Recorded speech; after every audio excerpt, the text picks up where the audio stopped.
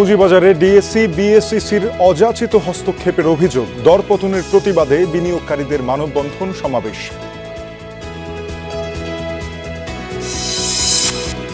মুনাফাসহ আমানত ফেরত পাবেন সম্মিলিত ইসলামী ব্যাংকের গ্রাহকরা, দ্রুত স্বাভাবিক ব্যাংকিং কার্যক্রম চালুর নির্দেশ গভর্নরের।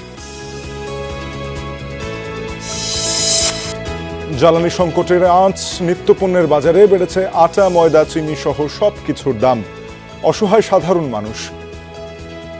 দাম বাড়লে ধরেন আমাদের আয় তো আর অন্য কিছু তো আর বাড়ছে না, কিন্তু দ্রব্যমূল্যের তো বৃদ্ধি পাচ্ছে। চিনির কেজিতে 20 টাকা 15 টাকা বাড়াই দিয়েছে। 2 টাকা 4 টাকা বাড়ে ভাই, কমে না। গ্যাস সরবরাহ প্রবলেম হচ্ছে, যার জন্য হচ্ছে ওদের প্রোডাকশন ঠিক মতো দিতে পারছে না। কুড়িগ্রামে গোডাউন থেকে ছিনিয়ে নেওয়া আরো 15 বস্তা সার উদ্ধার, ডিলারের বিরুদ্ধে অনিয়মের প্রমাণ পেয়েছে তদন্ত কমিটি।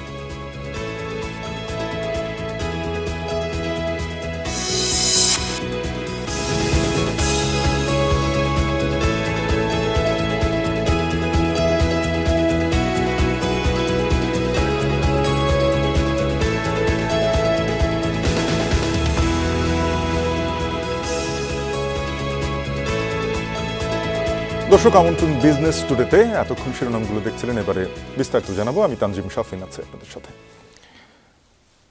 শেয়ার বাজারে দরপতনের প্রতিবাদে মতিঝিলের ডিএসসি ভবনের সামনে মানববন্ধন ও সমাবেশ করেছে পুঁজিবাজার বিনিয়োগকারী ঐক্য পরিষদ।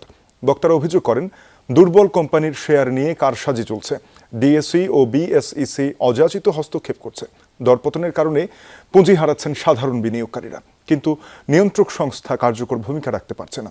ঐক্য পরিষদের নেতারা বাজার স্থিতিশীল রাখার আহ্বান জানান। বলেন, প্রয়োজনীয় সংস্কারের মাধ্যমে সাধারণ বিনিয়োগকারীদের স্বার্থ রক্ষা করতে হবে। বাজার নিয়ে যারা ষড়যন্ত্র করেন তাদের শনাক্ত করে শাস্তির আওতায় আনার তাগিদ দেয় ঐক্য পরিষদ।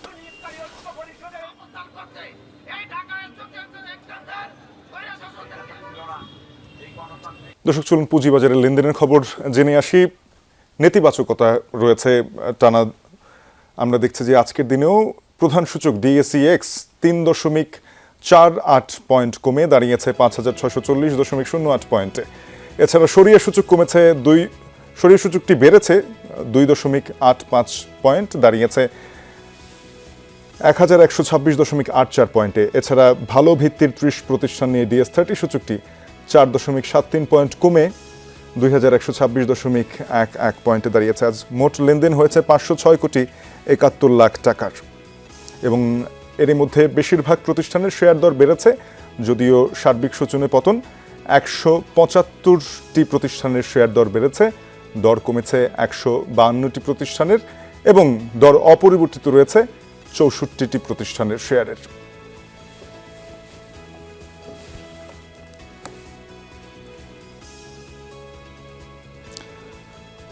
আজকের লেনদেনের শীর্ষ কোম্পানিগুলো দেখে নেব। শুরুতেই রয়েছে শার্প ইন্ডাস্ট্রি, তাদের 25.29 লাখ টাকা, এবং সাইহাম টেক্সটাইল 23.13 লাখ টাকা। ব্র্যাক ব্যাংক রয়েছে পরেই 19.2 লাখ টাকার।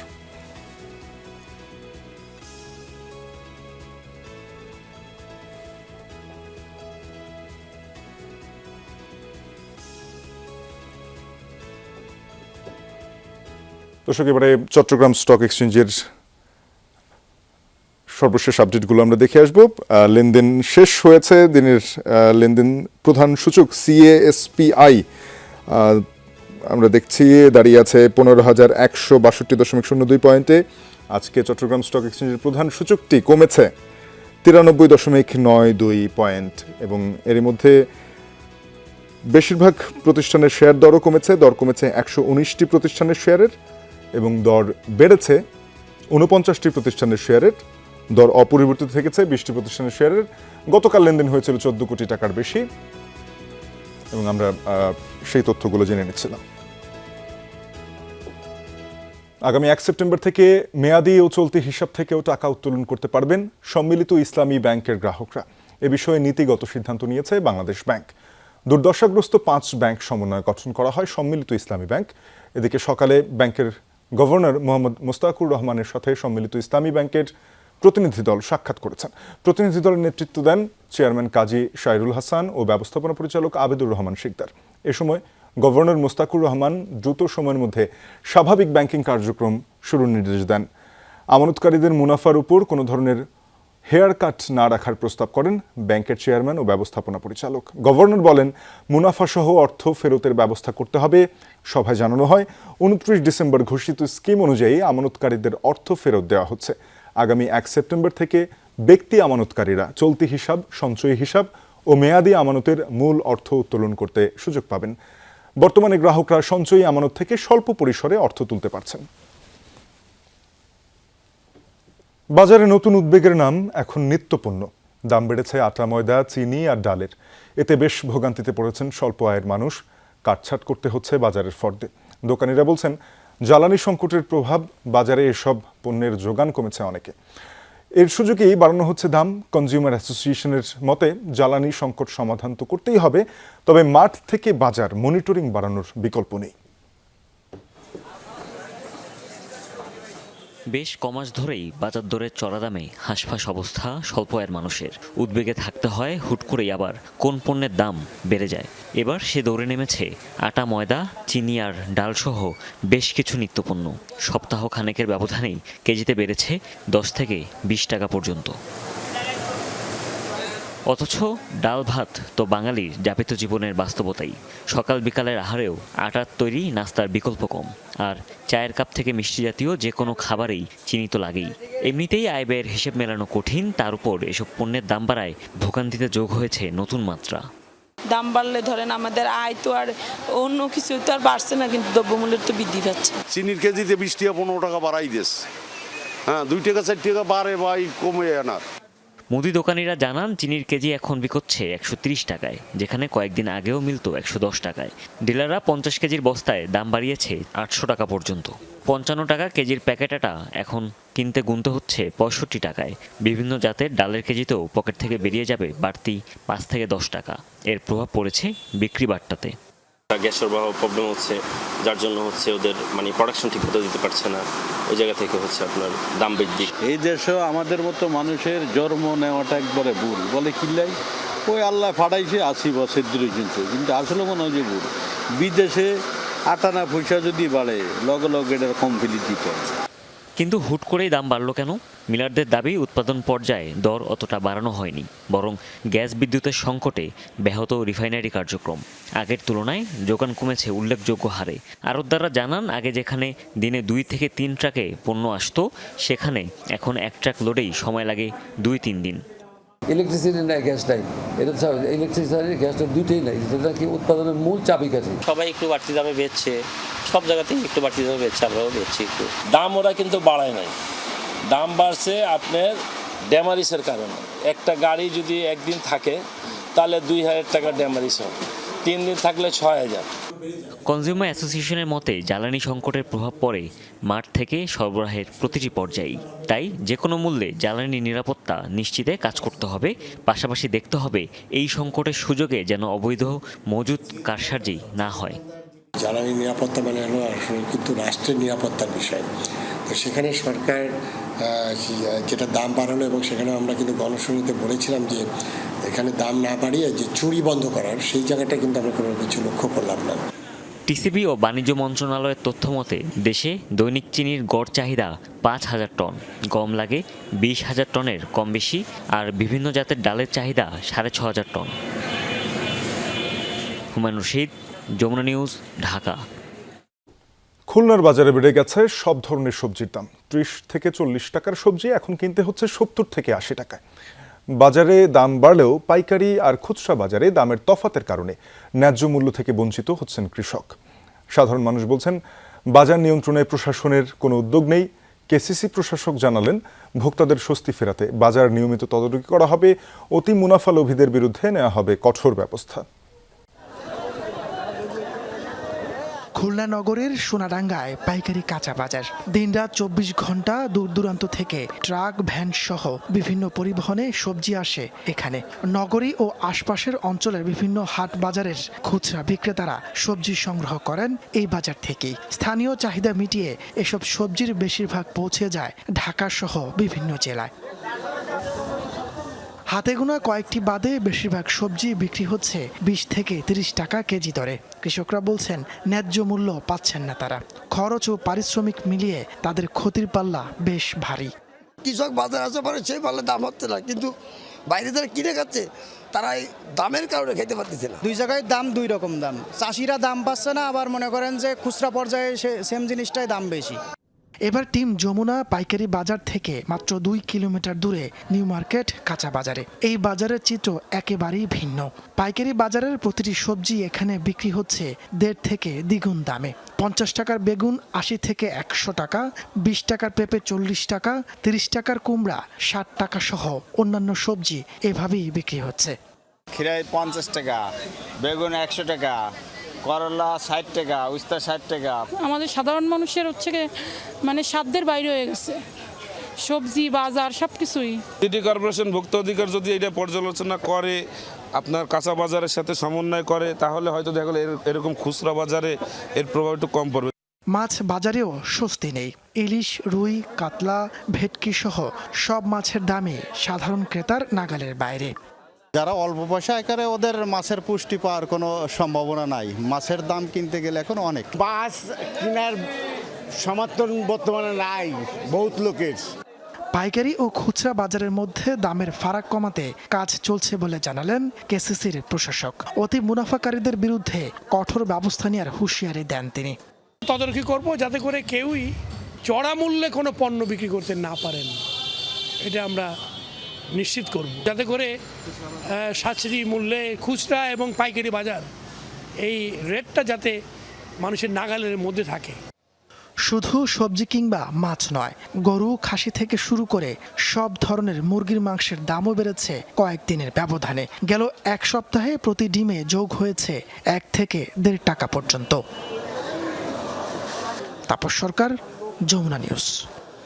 যুক্তরাজ্যে $25 মিলিয়ন পাচারের ঘটনায় বিতর্কিত জাহাজ ভাঙা ব্যবসায়ী ও ইস্টার্ন ব্যাংকের সাবেক চেয়ারম্যান শওকত আলী চৌধুরীর অনুসন্ধানের আবেদন নিষ্পত্তির নির্দেশ দিয়েছেন হাইকোর্ট।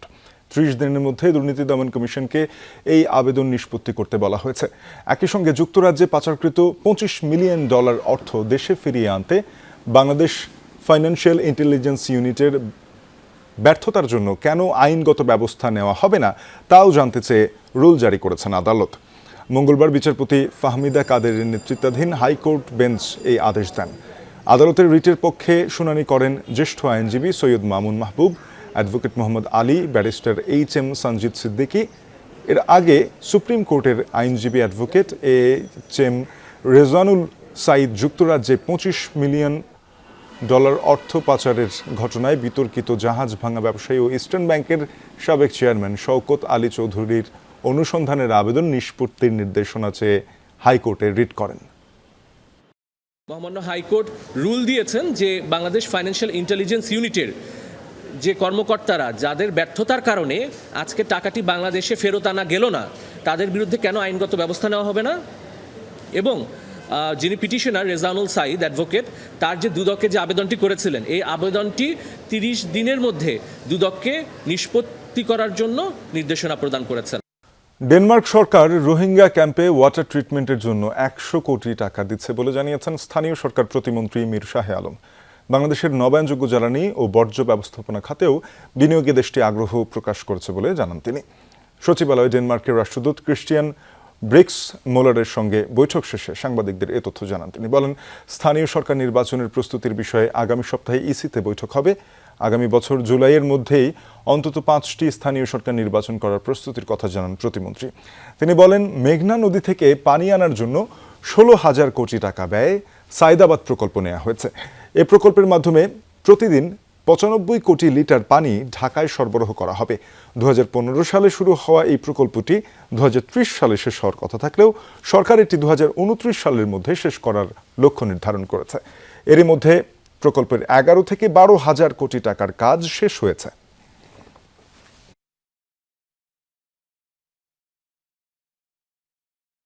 ডেনমার্কের রাষ্ট্রদূত আমাদেরকে সহযোগিতা করবেন সরকার, সেটি হচ্ছে টোটাল 16,000 কোটি টাকার একটা প্রজেক্ট, সাইদাবাদ প্রজেক্ট। এটা মেঘনা থেকে আমরা পানি ট্রিটমেন্ট প্ল্যান্ট করে সরাসরি ঢাকা ওয়াসার মাধ্যমে ঢাকা শহরে নিয়ে আসবো 95 কোটি লিটার পানি আসবে এটাতে।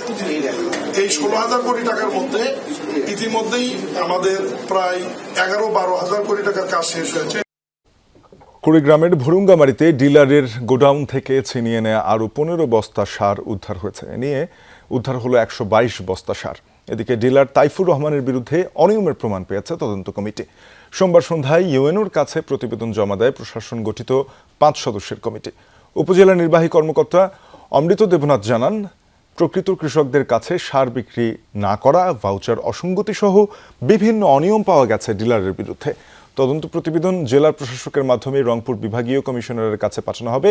রোববার শিলখড়ি ইউনিয়নের ডিলারের গোডাউনের বেড়া ভেঙে 225 বস্তা সার ছিনিয়ে নিয়ে যায় কৃষকরা। স্থানীয়দের অভিযোগ, ডিলারের কাছে 1 সপ্তাহ ঘুরলেও সার মিলছিল না। সরকারের ভর্তুকি মূল্যে দেওয়া সার গোপনে বেশি দামে বিক্রির অভিযোগও করেন তারা। সার ছিনিয়ে নেয়ার ঘটনায় থানায় জিডি করেন ডিলার তাইফুর রহমান।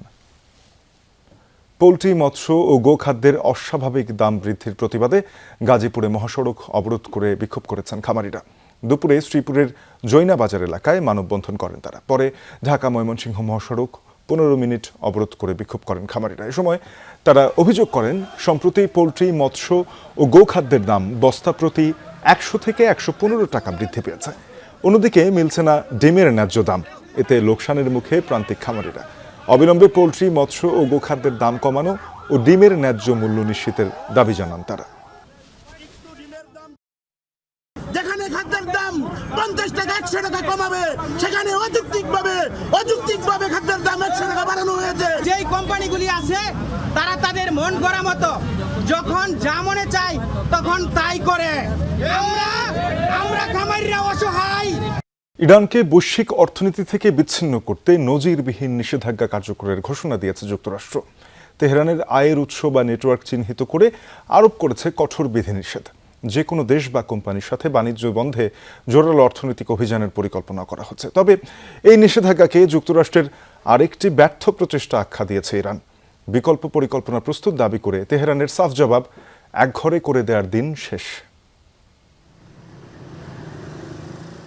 দশকের পর দশক নিষেধাজ্ঞার কবলে থাকা ইরানের ওপর আরও একবার যুক্তরাষ্ট্রের অবরোধের ঘোষণা। এবার ইরানকে অর্থনৈতিকভাবে পুরোপুরি কোণঠাসা করে দেওয়ার প্রত্যয় মার্কিন প্রশাসনের।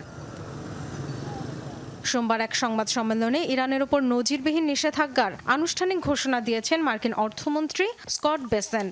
জানিয়েছেন, ইরানের টিকে থাকার জন্য প্রয়োজনীয় প্রতিটি অর্থনৈতিক লাইফলাইন বিচ্ছিন্ন করে দেয়া ওয়াশিংটনের লক্ষ্য। এটি মূলত ইরানের বর্তমান সরকারের অর্থনৈতিক লাইফলাইন ধ্বংসকারী পদক্ষেপ। আপনারা নিষেধাজ্ঞার এক নতুন ঢেউ দেখতে পাবেন। মার্কিন ট্রেজারি বিভাগের বিজ্ঞপ্তি অনুযায়ী তেহরানের উপর চাপ বৃদ্ধির লক্ষ্যে দেশটির বিমান চলাচল, ডিজিটাল সম্পদ, স্বর্ণ, জাহাজ চলাচল এবং প্রযুক্তি, এই 5টি খাতকে অবরোধের অন্তর্ভুক্ত করা হয়েছে। মার্কিন অর্থমন্ত্রীর হুঁশিয়ারি, কোনো দেশ ইরানের সঙ্গে আর্থিক সম্পর্ক ছিন্ন না করলে তাদের বিরুদ্ধেও পদক্ষেপ নেওয়া হবে। আমরা অপারেশন ইকোনমিক আউটকাস্ট শুরু করছি, যার উদ্দেশ্য হলো ইরানি সরকারের সামনে থাকা বাকি সব বিকল্প বন্ধ করে দেয়া। প্রেসিডেন্ট বিশ্ব নেতাদের ফোন করে ইরানের বর্তমান সরকারের সাথে সব ধরনের সম্পর্ক ছিন্ন করার সুনির্দিষ্ট আহ্বান জানাচ্ছেন। যুক্তরাষ্ট্রের পদক্ষেপ আন্তর্জাতিক আইনের গুরুতর লঙ্ঘন বলে অভিযোগ করেছে ইরানের পররাষ্ট্র মন্ত্রণালয়। অর্থনৈতিক নিষেধাজ্ঞা মোকাবেলায় সম্ভাব্য সব ধরনের ব্যবস্থা নেওয়া হয়েছে বলেও জানিয়েছে তারা। নতুন নিষেধাজ্ঞা আরোপ ওয়াশিংটনের আরেকটি ব্যর্থ পদক্ষেপ হতে যাচ্ছে, এমন মন্তব্য করেছেন ইরানি অর্থমন্ত্রী। তারা সর্বাত্মক চেষ্টা চালিয়েও প্রতিবারই ব্যর্থ হয়েছে। মনে হচ্ছে তারা আরো একটি ব্যর্থতার পথে পা বাড়াতে চাইছে। অনেক আগেই ধারণা করেছিলাম এমন কিছু হতে পারে। আমরা জানি কিভাবে এই গেম খেলতে হবে। 2 বছরের একটি পরিকল্পনা পুরোপুরি প্রস্তুত। এক ঘরে করে দেওয়ার যুগ শেষ। চীন ও রাশিয়ার মতো কয়েকটি দেশ অবশ্য আগেই যুক্তরাষ্ট্রের পরিকল্পনা প্রত্যাখ্যান করেছে। ডরথি দাস্ট্রিন, যমুনা নিউজ। দর্শক, এই ছিল বিজনেস টুডের এখনকার আয়োজনে। এতক্ষণ সাথে থাকার জন্য সবাইকে ধন্যবাদ।